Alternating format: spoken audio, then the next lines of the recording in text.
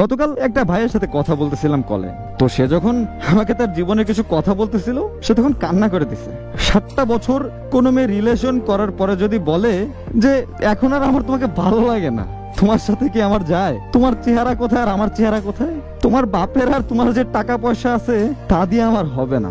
আর এই 7 বছরের মেয়েটা সবসময় ওই ভাইরে জাস্ট অবহেলাই করে গেছে। মানে সে আসলে তার প্রিয় মানুষ কখনোই ছিল না, জাস্ট নামের একটা রিলেশন কন্টিনিউই করে গেছে। মেয়েটা হয়তো মাসে একদিন কথা বলছে বা 2-3 মাস পর একদিন। আর এই 7 বছর পর ছেলেটা যখন একটা ভালো চাকরি পাইছে, সে যখন বললো যে চলো আমরা বিয়ে করি, তখন মেয়েটার উত্তর ছিল যে তোমার সাথে এই 7টা বছর জাস্ট কথাই বলছি, এর বেশি কিছু না, আর এর থেকে বেশি কিছু করার জন্য রিলেশনে ছিলাম না। আর আসলে কথাটা হচ্ছে তোমার যে আছে টাকা পয়সা তা দিয়ে আমার হবে না, আমি চলতে পারবো না, তো সম্ভব না তোমাকে বিয়ে করা। তো এই কথাগুলোর পরে আপু চলে যায়।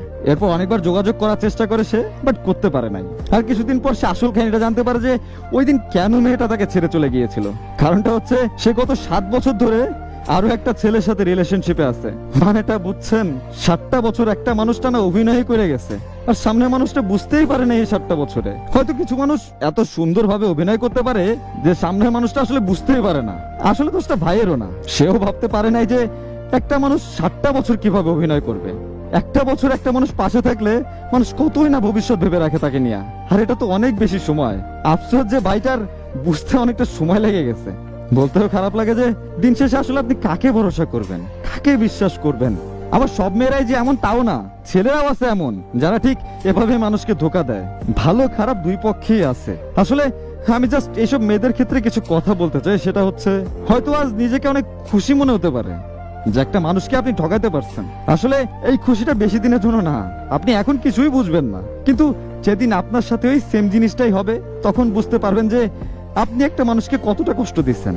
আসলে সমস্যাটা হচ্ছে ভালো মানুষরাই দিন শেষে সব থেকে বড় বাসটা খায়। এরা সারা জীবন পাশে রাখতে চায়, সামনের মানুষটাকে ভালো রাখতে চায়, কিন্তু সামনের মানুষটা তাকে এমন কষ্ট ফেরত দেয় যাতে সে আর জীবনেও সোজা হয়ে দাঁড়াতে পারে না। আর যেটা বলতে চাই সেটা হচ্ছে ভালোবাসা কখনো ভুল না, তবে ভুল মানুষকে ভালোবাসা সবসময়ই ভুল। আর বর্তমান যুগে খুঁজে বের করতে পারবেন না যে আসলে ভালো কে আর খারাপ কে। কারণ ভালোবাসা সুন্দর হতে হলে মানুষেরও তো সঠিক হতে হবে, মনের মতো মানুষ হতে হবে, তাই না?